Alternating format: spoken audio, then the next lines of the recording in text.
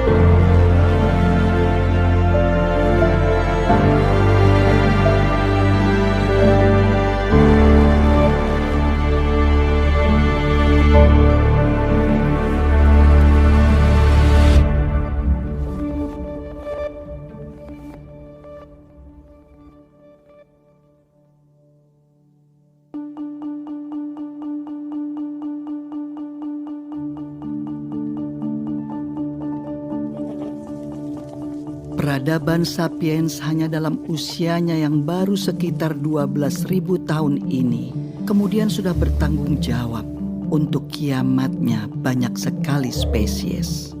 Mulai dari sabertooth, mammoth, jaguar raksasa saat mereka belum punya teknologi seperti sekarang ini, hingga sapiens modern seperti kita yang sudah jelas mengancam kelangsungan banyak sekali makhluk hidup di dunia ini. Oh man, show me please, I want. Penciptaan alam semesta itu jauh terjadi sebelum manusia ada, gitu. Tapi selama ini alam semesta tuh nggak pernah komplain dia apa-apain sama kita. Nah, sekarang kalau kita lihat dari sisi alam, adanya manusia itu hukuman nggak buat mereka? Kita nggak pernah ngomong kan? Namun, Homo sapiens sendiri selain memberi kehancuran bagi spesies lain, juga terus-menerus berjuang dari kiamat yang seringkali dibawa oleh makhluk lain, oleh organisme lain. Bahkan organisme ini begitu kecil, mikroorganisme, virus, bakteri, jamur. Lihat saja sejak zaman Fir'aun, sudah tercatat bagaimana terjadi wabah yang bisa sangat mematikan. Zaman Yesus, semua orang ketakutan dengan penyakit lepra. Kemudian bangsa Maya dan Aztec yang punah karena flu dan cacar yang diimpor dari Eropa. Black Death, Spanish Flu. Pandemi itu kan udah berkali-kali itu ya. Yang paling besar adalah Black Death ya. Black Death itu 5 tahun. 100 juta orang Eropa mati. 100 juta orang Eropa mati. Cacar itu ya membunuh 20 juta orang. Cepat atau lambat ya manusia juga punah juga. Dulu pernah nggak ada kok ya. Di bumi ini manusia pernah nggak ada. Jadi kalau suatu saat manusia punah, ya nggak apa-apa juga gitu ya. Kalau manusia itu unik, ya istimewa enggak seperti biasanya. Kita itu ya sama dengan spesies-spesies yang lain, sama dengan kambing, kecoa, kutu. Itu salah satu kehidupan.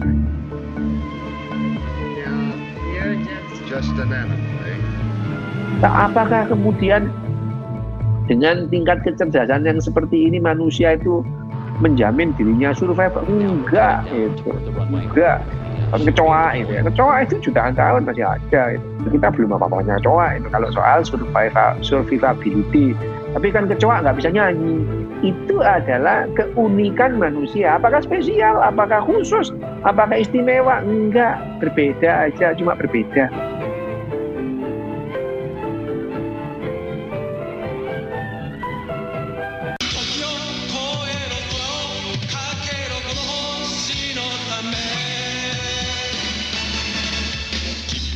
Belum pernah sebelumnya dalam sejarah panjang bumi, nasib semua makhluk hidup di dalamnya ditentukan oleh satu spesies saja. Kita, manusia. Ancaman nuklir, deforestasi, konsumerisme, agrikultur, eksploitasi lahan, eksploitasi hewan, modifikasi genetik, perburuan liar, polusi udara, polusi air, polusi tanah. Hingga sepertinya sudah tidak ada harapan. この地球はゴルゴムのものではない。人類の、いや生きるものすべてのためにこの地球はあるのだ。分かってくれ。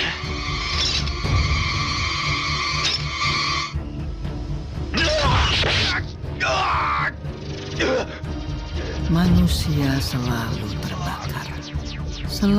terbakar keinginannya, terbakar ambisinya, terbakar dan terbakar. Tidak pernah tahu kapan cukup adalah cukup.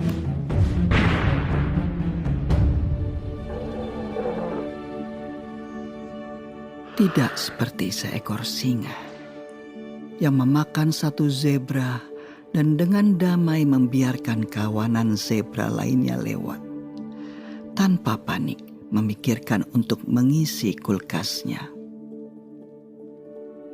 Kalau dalam pemahaman saya, ego itu adalah sense of I, sebuah rasa bahwa ini adalah saya, dan saya ini sesuatu yang terpisah dengan apa yang bukan saya.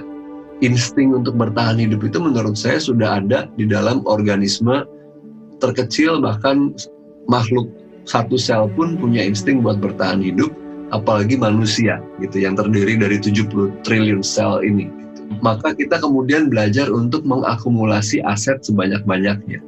Aset itu bisa macam-macam, bisa keterampilan, bisa kekuatan, bisa jabatan, bisa harta benda.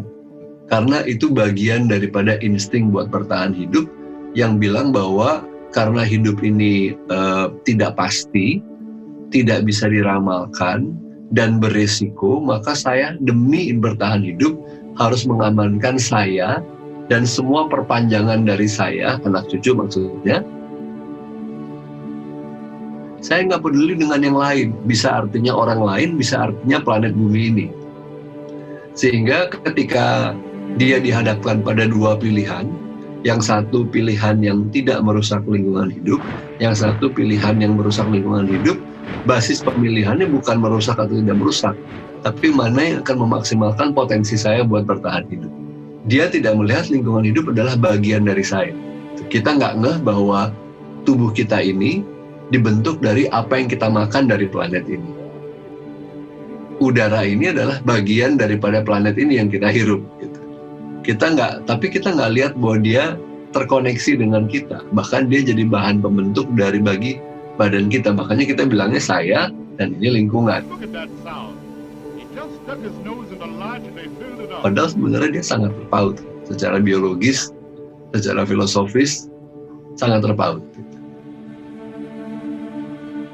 Chinese health authorities are still working to identify the virus behind that the mysterious pneumonia that had broke out in Kasus positif virus corona pertama di Indonesia. Ada dua. Let's take a look at the global pandemic numbers now. There are more than 1.7 million cases of COVID-19 around the world. The U.S. is reporting more than 200,000 deaths. Kalau kita bisa menerima bahwa saya ini nggak superior, saya dan COVID-19 atau siapapun virus yang ada nantinya sebetulnya punya level yang sama. Kita sama-sama ada di alam semesta ini, mau sama-sama hidup kok. Tapi selama ini saya merasa di atas awan. Semua bisa saya lawan. Nah, ketika itu saya tidak bisa lawan, saya resah. Manusia jadi stres karena manusia pinginnya semua serba pasti. Gitu. Kapan ini virusnya selesai? Kapan ini ada vaksinnya? Kapan? Bulan berapa? Tanggal berapa? Tahun berapa? Berapa lama saya di lockdown? Berapa lama saya nggak boleh keluar dari rumah? Ketika kita sekalipun harus mendapatkan kesempatan atas penyakit atau apapun yang mampir di badan kita, perlu kita ketahui bahwa itu akan selesai. Selesainya seperti apa? Tidak ada yang tahu. Oke? Kita harus belajar menerima uncertainty, harus belajar menerima ketidakpastian. Akhirnya ada jeda. Untuk dunia berhenti, untuk manusia berhenti dan merenung, melahirkan cinta bagi sesama makhluk hidup yang lain, hewan atau tumbuhan, primata ataupun unggas, kecil atau besar, yang jauh ataupun dekat, yang kelihatan dan tidak kelihatan.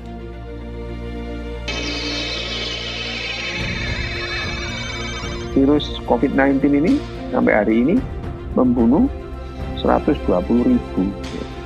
Sementara orang meninggal karena sakit jantung sehari itu 48.000. Sementara penduduk dunia berapa? 7 miliar. Masih banyak yang bertahan. Tapi ya namanya manusia, ya dulu pernah nggak ada di bumi. Cepat atau lambat juga akan punah. Tapi apakah karena COVID-19? Enggak lah, gitu ya. Kamen Rider wa shinda. Nagaku 苦しい戦いの末死んだのだ。もはやこの地球を救う者はいない。ボルゴムの横暴に任せるしかないのか。誰がこの美しい地球を救うのだ。